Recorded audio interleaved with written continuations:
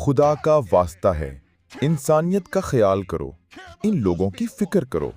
اور یہ بات خاص طور پر ریپبلکنز کے لیے دگنی ہو جاتی ہے۔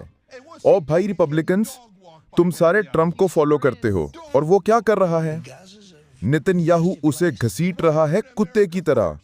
جی ہاں، کتے کی طرح۔ غزہ ایک خطرناک جگہ ہے۔ امریکہ فرسٹ کہاں گیا؟ ہماری ترجیح امریکہ کیوں نہیں رہی؟ نتن یاہو نے سوموار کو کہا کہ ہم پورے غزہ پر قبضہ کریں گے۔ ہم شروع دن سے جانتے تھے کہ یہ صرف دفاع نہیں ہے، وہ پورا غزہ لینا چاہتے تھے۔ وہ چاہتے تھے فلسطینیوں کو نسل کشی کے ذریعے ختم کر دیں۔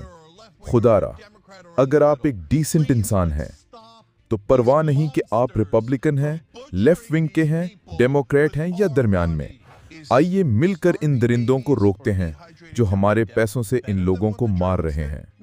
بھوک سے بچوں کو مارنا یا پیاس سے مرنے دینا، کیا یہ اس سے بہتر ہے جو جرمنز نے کیا تھا؟ یہ کوئی جذباتی سوال نہیں، یہ حقیقت ہے۔ جب وہ خود کہہ رہے ہیں کہ ہاں، ہم انہیں جنوبی غزہ میں دھکیل کر ایک ناقابل رہائش جگہ میں بند کر کے بمشکل زندہ رکھنے کا سامان دے کر پھر انہیں دوسرے ملکوں میں نکال دیں گے تاکہ ہم ان کے گھر، زمین، سب کچھ چھین لیں، تو اب یہ نہ کہو کہ ان کا مقصد یہ نہیں تھا، جبکہ وہ خود کہہ رہے ہیں کہ یہی ان کا مقصد ہے۔ اگر اب بھی آپ اس اسرائیلی حکومت کی حمایت کرتے ہیں تو خود سے سوال کریں، جانیں کہ آپ حقیقت میں کون ہیں۔ یہ سیاست سے بالاتر بات ہے، یہ انسانیت کی بات ہے۔ اگر آپ کو ریپبلکنز کے ساتھ مل کر جنگ روکنے پر اعتراض ہے تو مسئلہ آپ میں ہے۔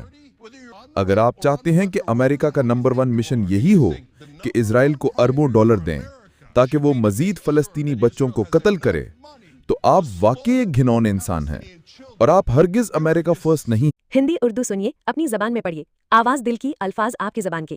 لائک، کامنٹ، سبسکرائب اور شیئر کیجیے۔